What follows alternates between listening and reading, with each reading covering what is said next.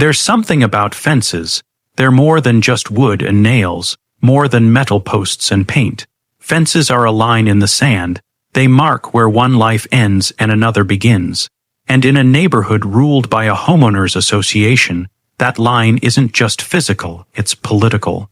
It's about control. It's about power. And sometimes, it's about one neighbor who can't stand the idea that you might live your life without asking for their permission. That's exactly how it began with Karen. I'd bought my home fair and square, a modest property at the edge of an HOA community. It wasn't flashy, but it had something most houses in that tightly wound neighborhood didn't. Privacy. I valued it. I worked long hours, and when I came home, the last thing I wanted was drama. So I did what any homeowner would do. I built a fence. A simple 6-foot cedar fence, strong, neat, and well within the county regulations. To me, it wasn't just a fence, it was peace. But to Karen, the self-proclaimed queen of the HOA, it was a declaration of war. Karen lived 3 doors down in a house that looked like it had been ripped straight out of a catalog. Every flower petal trimmed, every blade of grass in its place. Her driveway polished like a showroom floor. She was the kind of person who treated every inch of the neighborhood like her personal kingdom. And when she saw my fence going up, she marched straight to the HOA board and filed a complaint. Her reason? The fence ruined the view. Now, you might think that means the fence blocked her sightline. But no, the woman didn't even live close enough for that. Her view was some imaginary picture of uniformity in her head. A suburban fantasy where every house looked the same, where nobody dared to stand out.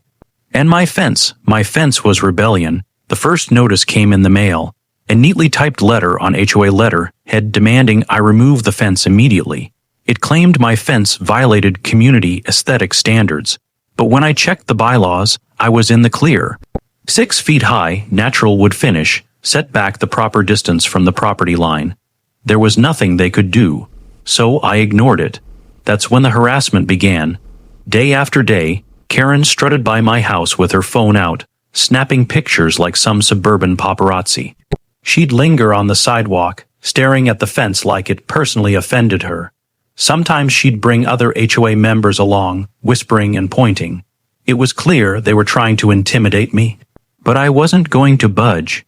Weeks passed, and then came the second letter. This one wasn't a request. It was a threat. If I didn't remove the fence, I'd face fines. Hundreds of dollars, piling up by the week. But the law was still on my side. I called the county office, had them confirm again that my fence was legal. And when I sent the HOA proof, I thought that would be the end of it. It wasn't. One morning, I woke to the sound of engines outside my window. The low rumble of machinery, the crunch of gravel under heavy tires. When I looked outside, I couldn't believe what I saw. A bulldozer, parked at the edge of my yard, and standing beside it, with her arms crossed and a smirk on her face, was Karen.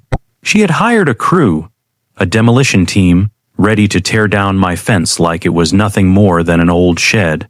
My blood boiled. I stormed outside, demanding answers, demanding they stop. But Karen, in her smug, condescending way, announced that the HOA had approved the removal. She claimed the fence was illegally constructed, and that she had the authority to have it demolished. The crew hesitated. They weren't sure what to do, and I made it clear. Step 1 foot onto my property, and they'd be trespassing. The sheriff's office was just a phone call away. That standoff lasted hours. Karen pacing, shouting into her phone, waving around pieces of paper that meant nothing. The crew eventually packed up, realizing they'd walked into a storm. But the damage was done. Karen had declared open war, and I knew she wasn't going to stop until she got what she wanted. That night, as I sat staring at my fence, I realized something. This wasn't just about wood and nails anymore. This was about control, about proving that a single homeowner had no power against an HOA queen who thought she owned the entire neighborhood. And that's when I made my decision. If Karen wanted to tear down my fence, fine. But she'd never win, because I wasn't just going to keep the fence. I was going to rebuild it. Bigger, stronger, smarter, a wall so formidable, so perfectly within the law, that even the HOA couldn't touch it. Karen wanted a fight, and she was about to get one.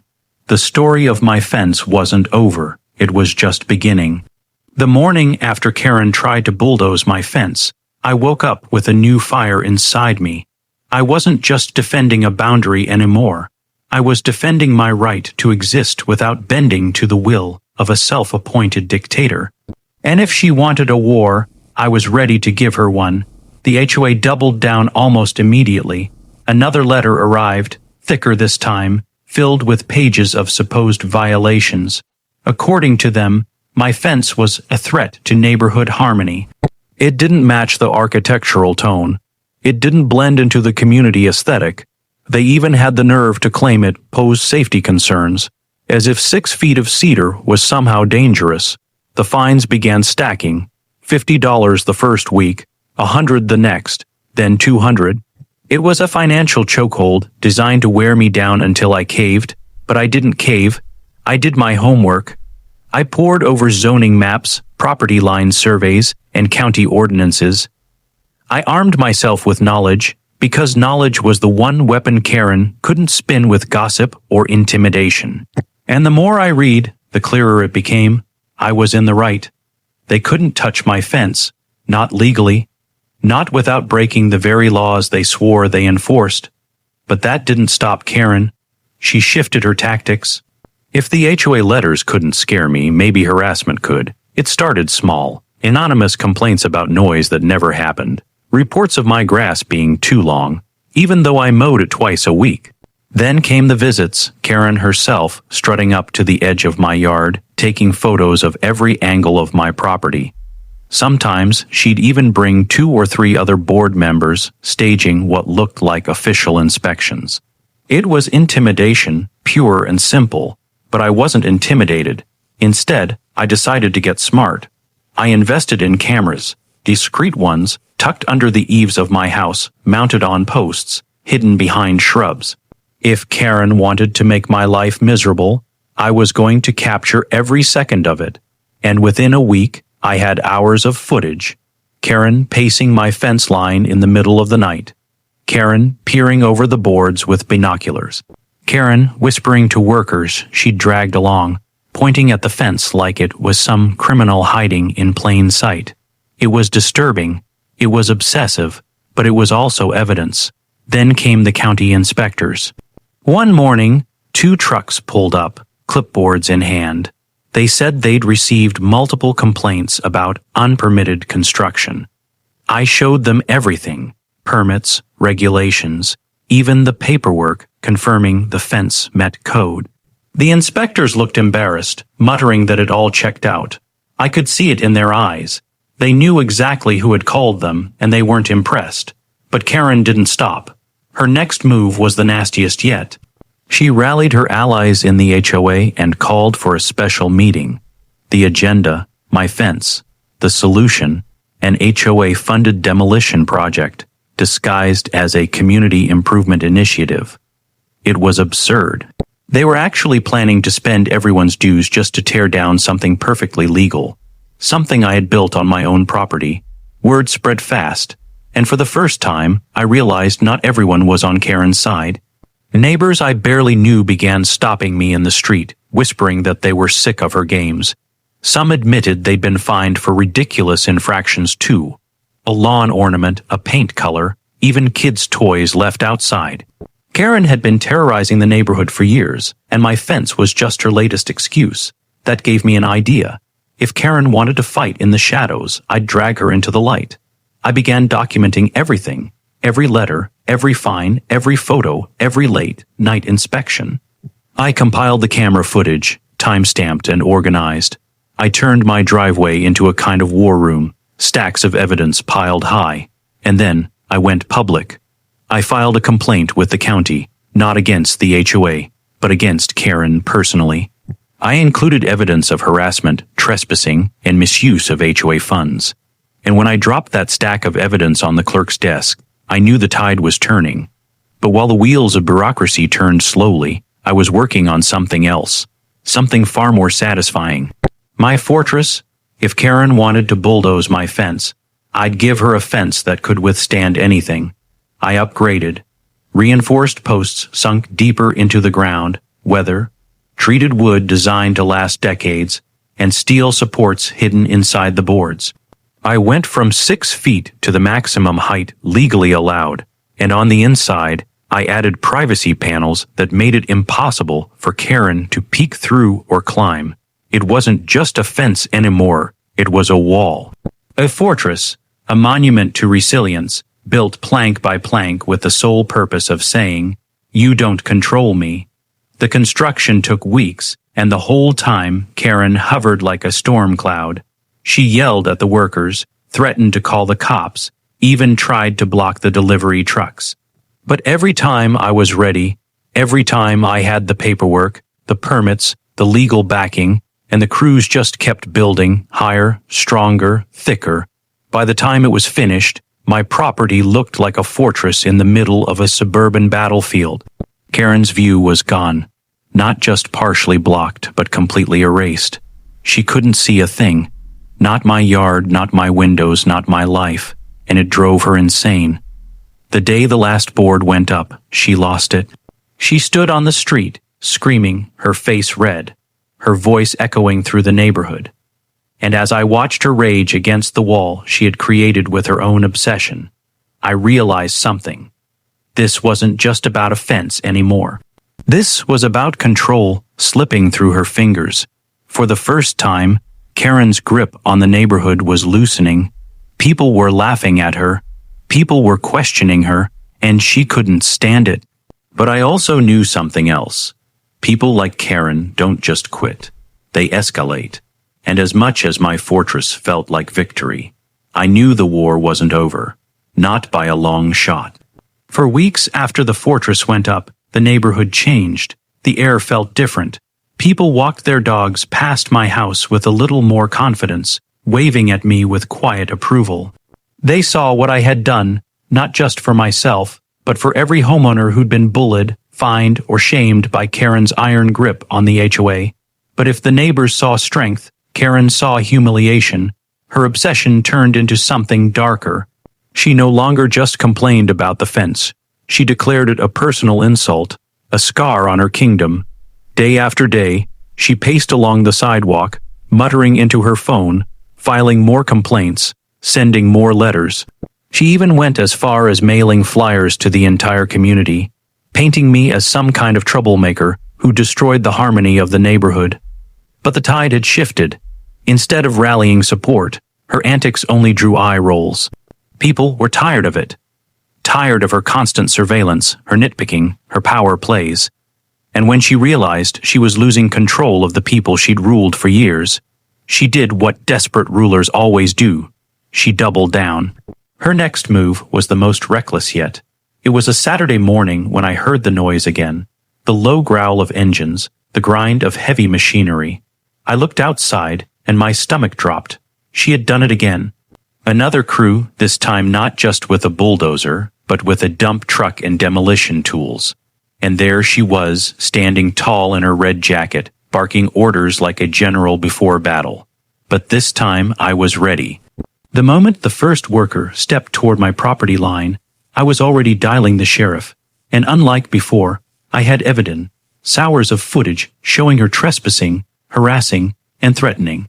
This wasn't just a neighborly spat anymore. This was criminal. The deputies arrived fast. Sirens cut through the morning air, blue and red lights flashing against the pale wood of my fortress. Neighbors poured out of their houses, gathering on sidewalks and driveways, watching the drama unfold. Karen, of course, tried to spin it. She waved a folder of papers, shouting about illegal construction and HOA authority. She even tried to order the deputies to enforce community rules. But the deputies weren't buying it. They didn't care about HOA rules. They cared about the law, and the law was crystal clear. My fence was legal. Karen had no authority to order its removal, and her attempt to bulldoze private property was trespassing, destruction of property, and harassment all rolled into one. The crew hesitated, looking from Karen to the deputies, realizing they'd been dragged into a neighborhood feud that could land them in court. One by one, they backed off, engines sputtering to silence. Karen's face went pale as the deputies turned their questions on her. For once, her words didn't matter. Her threats didn't matter. Her fake authority meant nothing. And then, the moment that changed everything. One of the deputies handed me a form, a formal incident report, and told me I had the right to press charges. All I had to do was sign, and with every neighbor watching, every eye locked on us, I put pen to paper. In that instant, Karen's reign collapsed. The deputies placed her under detention right there on the sidewalk. The HOA queen, dragged away in front of the very people she had lorded over for years. Her voice cracked as she shouted about lawsuits, about revenge, about how this isn't over. But the truth was written on every face in that crowd. It was over. The fallout was swift. With Karen facing charges, the HOA scrambled. Members resigned. Meetings were canceled. The fines they'd stacked against me, dismissed. The board's power looked flimsy without their enforcer. And when word of the incident spread through the county offices, they sent auditors to review the HOA finances. What they found made everything worse for Karen. Misused funds, shady reimbursements, expenses that didn't add up. Within months, the entire HOA board was dissolved. The neighborhood was left without its self-appointed tyrants, and for the first time in years, people felt free. They planted gardens without fear of fines. They painted their doors bright colors. They put up Christmas lights, parked their trucks in their driveways, let their kids play in the front yard. The neighborhood didn't fall apart without Karen's control. It flourished, and my fortress, it stood as a symbol, not just of my defiance, but of what happens when you stand your ground. Every board, every beam, every post was a reminder that one person can push back against intimidation, even when it comes dressed as authority. Looking back, I realized Karen had never really cared about the fence. It wasn't the wood she hated. It was the idea that someone dared to resist her, that someone refused to bend, refused to let her win. But in the end, that was her downfall. She tried to bulldoze a fence, and instead, she bulldozed her own empire. The day the fortress was finished, I thought I was building protection for myself, but I see it differently now. That wall became a shield for the whole community, a stand against bullying, against abuse of power, against the small tyrants who think they can control others with nothing but paper and threats. So when I look at my fortress today, I don't just see wood and steel. I see victory. I see freedom. I see the end of Karen's reign, and the beginning of something better. And maybe, just maybe, I see the proof of an old truth. You can't control everyone. You can't bully forever. Because sooner or later, the wall you try to tear down will rise higher than you ever imagined. Too strong to break, too solid to ignore, Karen tried to bulldoze my fence, but all she did was build me a fortress